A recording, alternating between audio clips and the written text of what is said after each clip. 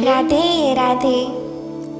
अर्जुन जी श्री कृष्ण से कहते हैं, आप भगवान परम धाम पवित्रतम परम सत्य है। आप शाश्वत दिव्य आदि पुरुष अजन्मा तथा महानतम है। नारद असित देवल तथा व्यास जैसे समस्त महामुनि आपके विषय में इस सत्य की पुष्टि करते हैं। आप स्वयं मुझसे इसी की घोषणा कर रहे हैं। हे कृष्ण, आपने जो कुछ कहा है उसे पूर्ण रूप से मैं सत्य मानता हूँ। हे प्रभु, न तो देवता और न असुर ही आपके व्यक्तित्व को समझ सकते हैं। भगवान से भगवत गीता सुनने के बाद अर्जुन ने कृष्ण को परम ब्रह्म स्वीकार कर लिया। प्रत्येक जीव ब्रह्म है, लेकिन परम पुरुषोत्तम भगवान परम ब्रह्म है। परम धाम का अर्थ है कि वे सभी के परम आश्रय का धाम है। पवित्रतम का अर्थ है कि वे शुद्ध है। पुरुषोत्तम का अर्थ है कि वे परम भोक्ता है। कोई यह सोच सकता है कि जो कि कृष्ण अर्जुन के मित्र थे, अतएव अर्जुन यह सिर्फ चाटुरिकता के रूप में कह रहा था। लेकिन अर्जुन भगवद गीता के पाठकों के मन से इस प्रकार के संदेह को दूर करने के लिए अगले श्लोक में इस प्रशंसा की पुष्टि करता है। जब अर्जुन यह कहता है कि कृष्ण को मैं ही भगवान नहीं मानता, अपितु नारद, असित देवल तथा व्यासदेव जैसे महापुरुष भी स्वीकार करते हैं। ये सब महापुरुष हैं जो समस्त आचार्यों द्वारा स्वीकृत वैदिक ज्ञान का वितरण यानी प्रचार करते हैं। अतएव अर्जुन श्री कृष्ण से कहते हैं कि वे जो कुछ भी कहते हैं उसे वह पूर्णतः सत्य मानते हैं। अर्जुन यह भी कहते हैं कि भगवान के व्यक्तित्व को समझ पाना बहुत ही कठिन है। यहाँ तक कि बड़े बड़े देवता भी उन्हें नहीं समझ पाते। अतएव मानव भक्त बने बिना भगवान श्री कृष्ण को कैसे समझ सकता है। भगवद गीता को भक्ति भाव से ग्रहण करना चाहिए। किसी को यह नहीं सोचना चाहिए कि वह कृष्ण के तुल्य है। न ही यह सोचना चाहिए कि श्री कृष्ण सामान्य पुरुष है या कि एक महानतम व्यक्ति है। भगवान श्री कृष्ण साक्षात पुरुषोत्तम भगवान है। अतएव भगवद गीता के कथा अनुसार या भगवद गीता को समझने का प्रयत्न करने वाले अर्जुन के कथा अनुसार हमें सिद्धांत रूप में कम से कम इतना तो स्वीकार कर लेना चाहिए कि श्री कृष्ण भगवान हैं, और उसी विनती भाव से हम भगवद गीता को समझ सकते हैं। जब तक कोई भगवद गीता का पाठ विनम्र भाव से नहीं करता है, तब तक उसे समझ पाना अत्यंत कठिन है, क्योंकि यह एक महान रहस्य है। तो भगवद गीता क्या है? भगवद गीता का प्रयोजन मनुष्य को भौतिक संसार के अज्ञान से उबारना है।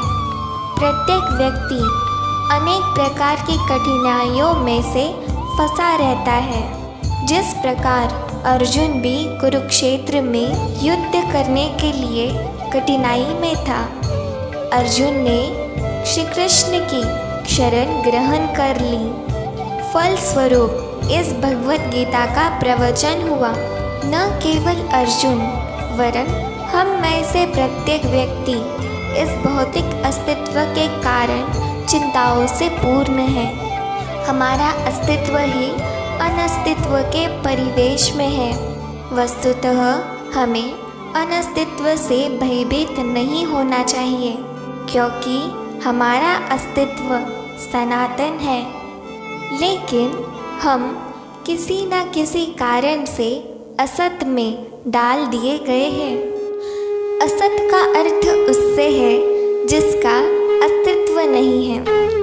कष्ट भोगने वाले अनेक मनुष्यों में केवल कुछ ही ऐसे हैं जो वास्तव में यह जानने के जिज्ञासु हैं कि वे क्या हैं और वे इस विशेष स्थिति में क्यों डाल दिए गए हैं। जब तक मनुष्य को अपने कष्टों के विषय में जिज्ञासा नहीं होती, जब तक उसे यह अनुभूति नहीं होती कि वह कष्ट भोगना नहीं अपितु सारे कष्टों का हल ढूंढना चाहता है, तब तक उसे सिद्ध मानव नहीं समझना चाहिए। मानवता तभी शुरू होती है जब मन में से इस प्रकार की जिज्ञासा उदित होती है। ब्रह्म सूत्र में इस जिज्ञासा को ब्रह्म जिज्ञासा कहा गया है। मनुष्य के सारे कार्यकलाप तब तक असफल माने जाने चाहिए जब तक वह परम ब्रह्म के स्वभाव के विषय में जिज्ञासा न रखे। अतएव जो लोग यह प्रश्न करना प्रारंभ कर देते हैं कि वे क्यों कष्ट उठा रहे हैं, क्या वे कहाँ से आए हैं और मृत्यु के बाद कहाँ जाएंगे, वे ही भगवत गीता को समझने के सुपात्र विद्यार्थी हैं। निष्ठावान विद्यार्थी में भगवान के प्रति आदर भाव भी होना चाहिए। अर्जुन ऐसा ही विद्यार्थी था। जब मनुष्य जीवन के वास्तविक प्रयोजन को भूल जाता है तो भगवान श्री कृष्ण विशेष रूप से उस प्रयोजन की पुनर्स्थापना के लिए अवतार लेते हैं। तब भी असंख्य जागृत हुए लोगों में से कोई एक होता है जो वास्तविक में अपनी स्थिति को जान पाता है और यह भगवद गीता उसके लिए ही कही गई है। वस्तुतः हम सभी अविद्या रूपी वागिन के द्वारा निगले गए हैं, लेकिन भगवान जीवों पर विशेषतः मानव पर कृपालु है। इसी उद्देश्य से उन्होंने अपने मित्र को अपना शिष्य बनाने कर भगवद गीता का प्रवचन किया। भगवान श्री कृष्ण का पार्षद होने के कारण अर्जुन समस्त अज्ञान से मुक्त था, लेकिन कुरुक्षेत्र के युद्ध स्थल में वह अज्ञानी बनकर भगवान श्री कृष्ण के जीवन की समस्याओं के विषय में प्रश्न करने लगा, जिससे भगवान उसकी व्याख्या भावी पीढ़ियों के मनुष्यों के लाभ के लिए कर दे और जीवन की योजना का निर्धारण कर दे। तब मनुष्य तदनुसार कार्य कर पाएगा और मानव जीवन के उद्देश्य को पूर्ण कर सकेगा। भगवद गीता के विषय वस्तु में 5 मूल सत्यों का ज्ञान निहित है। सर्वप्रथम ईश्वर के विज्ञान की और फिर जीवों की स्वरूप स्थिति की विवेचना की गई है। ईश्वर का अर्थ नियंता है और जीवों का अर्थ है नियंत्रित। यदि जीव यह कह दे कि वह नियंत्रित नहीं है अपितु स्वतंत्र है, तो समझो कि वह पागल है।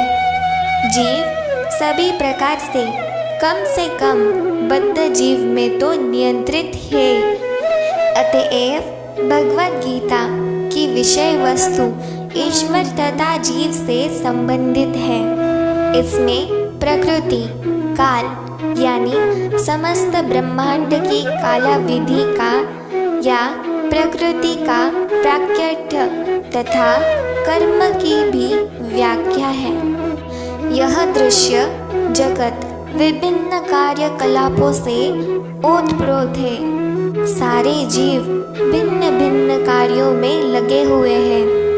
भगवद गीता से हमें अवश्य सीखना चाहिए कि ईश्वर क्या है, जीव क्या है, प्रकृति क्या है, दृश्य जगत क्या है, यह काल द्वारा किस प्रकार नियंत्रित किया जाता है और जीवों के कार्यकलाप क्या है।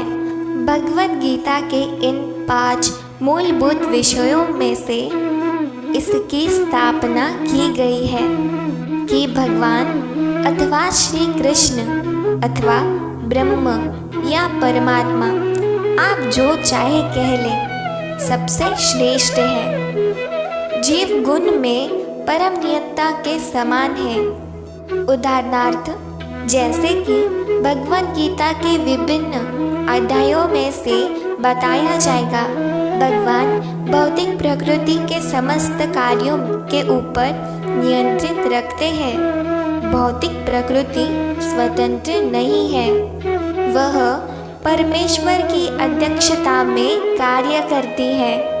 जैसे कि भगवान श्री कृष्ण कहते हैं, भौतिक प्रकृति मेरी अध्यक्षता में कार्य करती है। जब हम दृश्य जगत में विचित्र विचित्र बातें घटते देखते हैं तो हमें यह जानना चाहिए कि इस जगत में पीछे नियंत्रता है, हाथ है।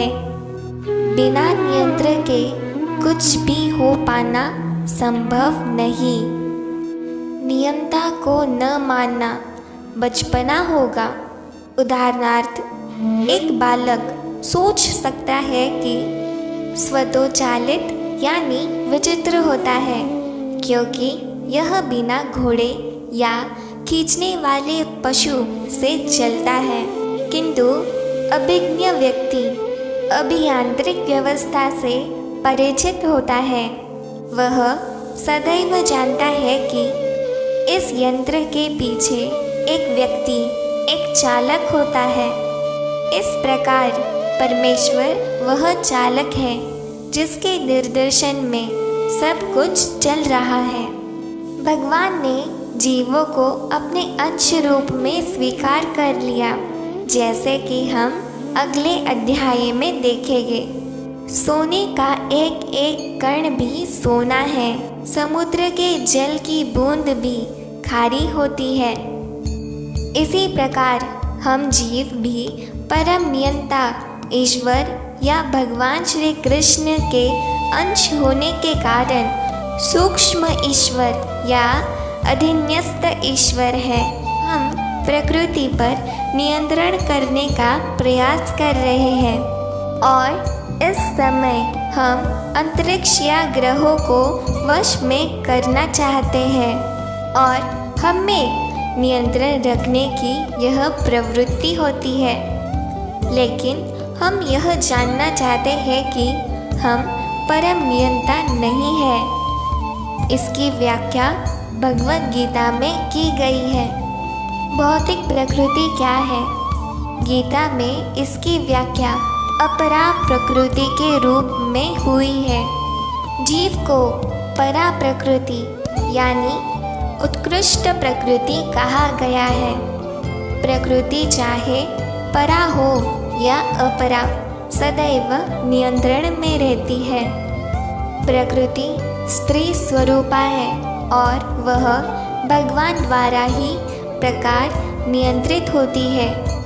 जिस प्रकार पत्नी अपने पति द्वारा, प्रकृति सदैव अधीन रहती है, उस पर भगवान का प्रभुत्व नहीं होता, क्योंकि भगवान ही अध्यक्ष है। जीव तथा भौतिक प्रकृति दोनों प्रकार परमेश्वर द्वारा अधिशासित एवं नियंत्रित होती है। गीता के अनुसार यद्यपि सारे जीव परमेश्वर के अंश हैं, लेकिन वे प्रकृति ही माने जाते हैं। इसका उल्लेख भगवद गीता के 7वें अध्याय में हुआ है। प्रकृति तीनों गुणों से निर्मित है, सतोगुण, रजोगुण तथा तमोगुण। इन गुणों के ऊपर नित्य काल है। इन गुणों तथा नित्य काल के संयोग से अनेक कार्यकलाप होते हैं जो कर्म कहलाते हैं। ये कार्यकलाप अनादि काल से चले आ रहे हैं और हम सभी अपने कार्यकलाप के फल स्वरूप सुख या दुख भोग रहे हैं। उदाहरणार्थ मान ले कि मैं व्यापारी हूँ और मैंने बुद्धि के बल पर कठोर श्रम किया है और बहुत संपत्ति संचित कर ली है। तब मैं संपत्ति के सुख की भोगता हूँ। किंतु यदि मान ले कि व्यापार में मेरा सब धन जा रहा है तो मैं दुख का भोगता हूँ।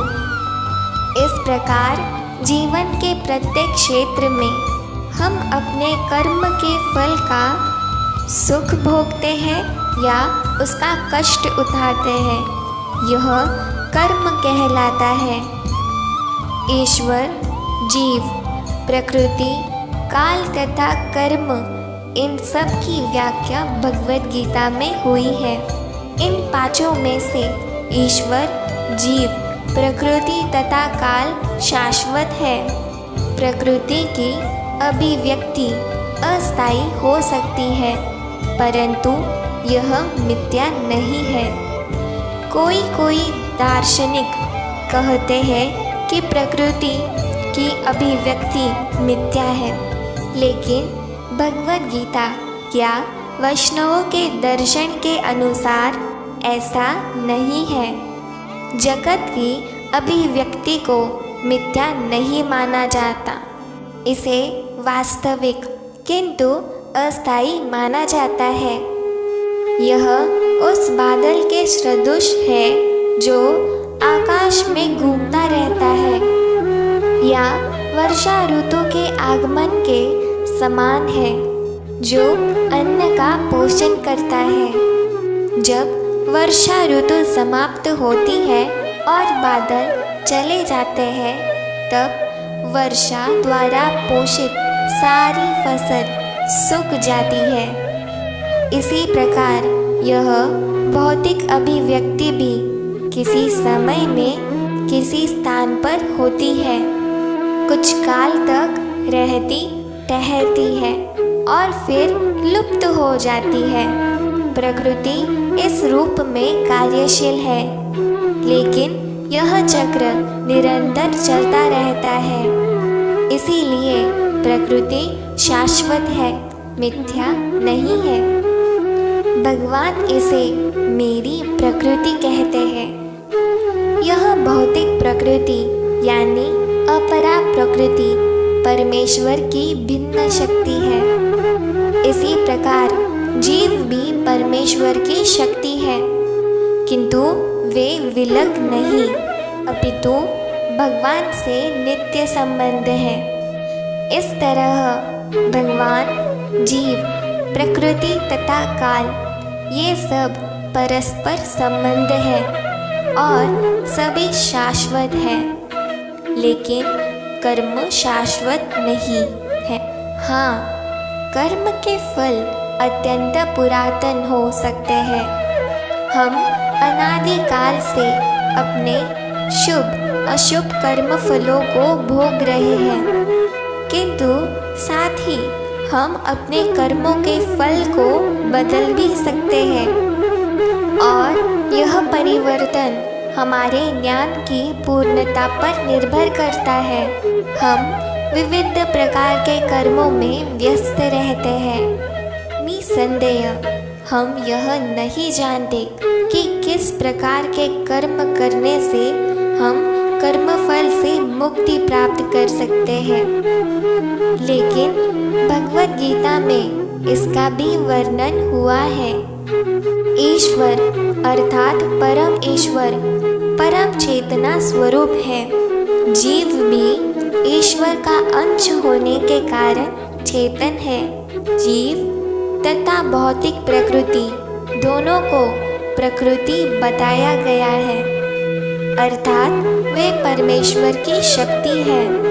किंतु इन दोनों में से केवल जीव चेतन है, दूसरी प्रकृति चेतन नहीं है। यही अंतर है। इसीलिए जीव प्रकृति परा या उत्कृष्ट कहलाती है, क्योंकि जीव भगवान जैसे चेतना से युक्त है, लेकिन भगवान की चेतना परम है। और किसी को यह नहीं कहना चाहिए कि जीव भी परम चेतन है। जीव कभी भी, यहाँ तक कि अपनी सिद्ध अवस्था में भी परम चेतन नहीं हो सकता। और यह सिद्धांत भ्रामक है कि जीव परम चेतन हो सकता है।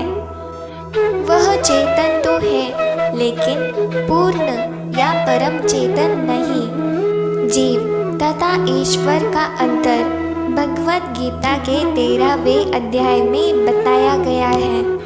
ईश्वर क्षेत्रज्ञ या चेतन है, जैसा कि जीव भी है, लेकिन जीव केवल अपने शरीर के प्रति सचेत रहता है, जबकि भगवान समस्त शरीरों के प्रति सचेत रहते हैं।